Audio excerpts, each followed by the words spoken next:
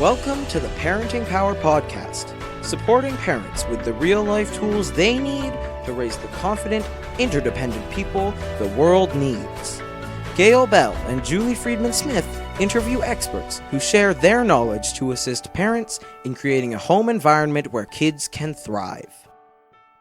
Hello, welcome to another episode of Tools for the Trade. I'm Julie Friedman-Smith.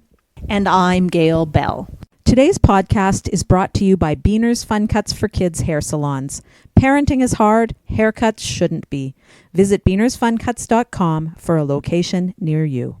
We hear from so many parents in our one-on-one family coaching that saying no is difficult, it's not pleasant, they don't like it, and often when we say no to our kids, we get pushback. So how do we deal with the pushback? And is it even worth it? Or do we even need to say no?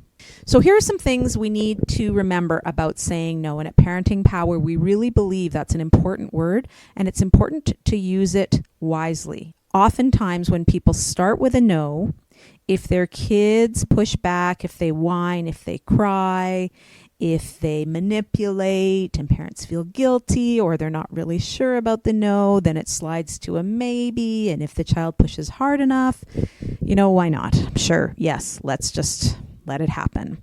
And so what our kids learn in that scenario is that when mom or dad says no, we have the power to keep fighting the no, and when we fight and fight and fight, we can usually get them to change their response to a maybe or a yes. So we're actually encouraging our kids or reinforcing our kids to keep pushing back once we've said no.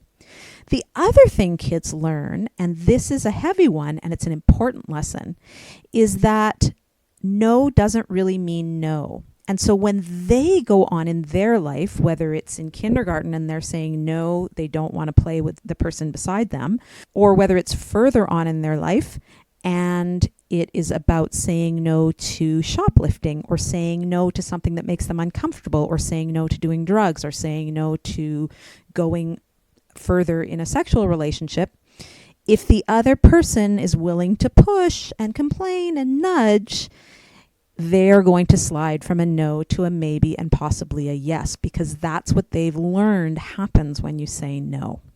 So if we want to be able to teach our kids to give a firm no, we need to make sure that that's what we're doing for our kids. And there are a couple of ways to do that. So number one, if you know it's something that you're wishy-washy about and that you're likely to turn to a maybe or a yes, just start with the maybe or the yes. Don't feel that because you're the parent, you have to say no. Just say, maybe, let me think about that. Or what are your reasons for me to say yes? And ask your child. And if they have good reasons and it's okay with you, then just go ahead with a yes. So that's step one. If you might budge from your no, don't say no. Just move forward. Step two, get really clear on where you will say no. Talk about that with your co-parent. What are the things that are just a firm no? In our family, this doesn't happen. Because once you're clear on that, you can bring it up in a family meeting. You can talk to your kids about it around the dinner table. And you can let them know that whenever they ask this question, the answer is going to be no, and you're not budging. And then the third part is you need to know how you're going to respond when your kids try their regular dance of trying to push back and get you to change. No, this is a firm no. I'm done talking about this, is one way you could say it. Or, sounds like you're really disappointed. It's okay for you to have that feeling. This is our decision. So support your child through their sadness. It's a feeling. It will change. You can hug them. They can have a cry. They can have a stomp. But that's not going to move you because you've set your boundary and you're very, very clear with it. So hopefully that's helped you to get an idea about why it's important to say no, when you're going to say no, and how to handle it when that pushback comes flying at you. Those are tools for the trade.